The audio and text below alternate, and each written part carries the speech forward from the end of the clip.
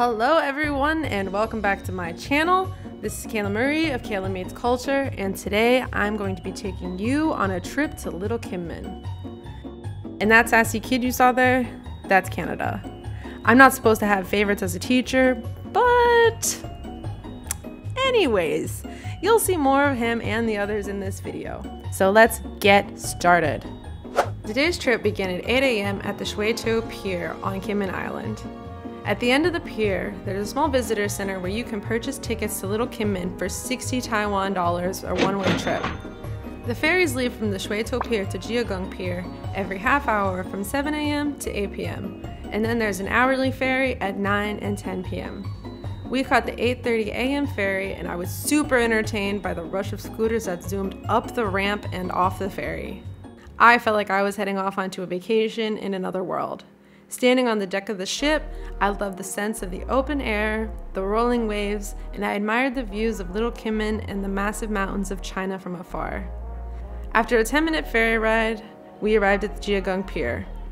If you're coming to Little Kinmen for a visit, your first stop should be the visitor center. At the visitor center, you can find information on renting cars, electric scooters, and organized tours around Little Kinmen. If you're more interested in exploring freely, a car or a scooter might be the way to go. But because my trip was planned for me, I just went with the flow. Turns out, we were headed out on a golf cart tour, and I wanted the most fun seat, the one facing backwards. Before we begin, this tour was not sponsored, although I'm always down to accept sponsored tours and visits around Kinmen. Just let me know. My email is in the description.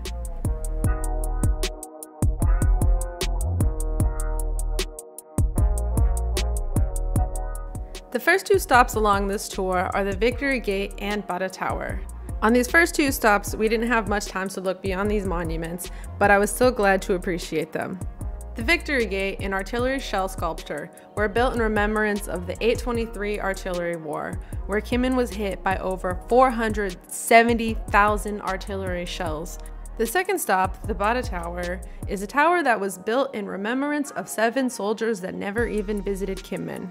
To be honest, I find the history a little bit confusing, so if you want to know more, I've left a link in the description to the Kinmen travel website if you want to learn more about this location.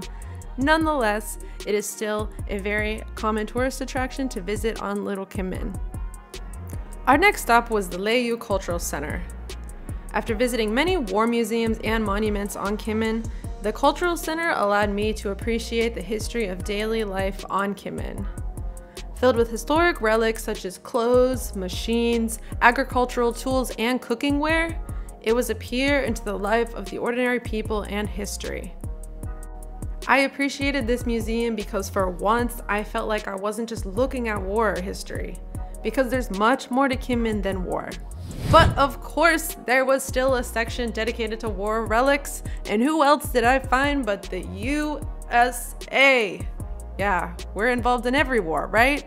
But anyways, the upstairs of this museum is dedicated to live performances and cultural research.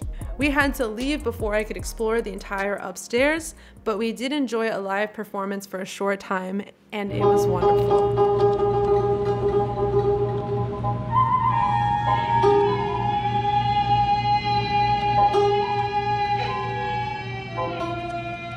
And there's a prize machine in the museum. Pull the lever, get a prize tag, and go claim it. The kid before me won a fake grenade. I won a sponge. Life's not fair, but it is what it is. After learning about the history and the culture on Little Kinmen, we moved onwards to one of the best views on Little Kinmen, the Shaksi Fort. Right before arriving here is when Canada put his hand on my camera. Thank goodness I have a GoPro.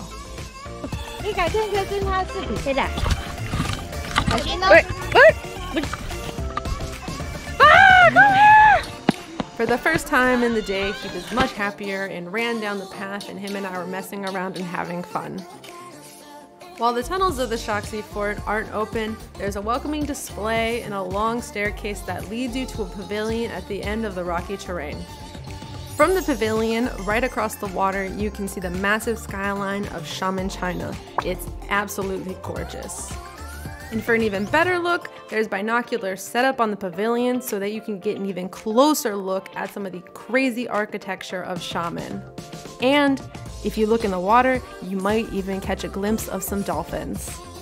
This fort, where soldiers were once stationed to look out for hours on end for enemy forces, is today a beautiful location for tourists to appreciate and take photos. As we continued the tour, I couldn't help but appreciate how perfect the weather was this day. Sure, it was a hot day as always, but the weather was cloudy and there was a slight breeze. Yet despite the gorgeous weather, the day was busy and our next stop was perfect.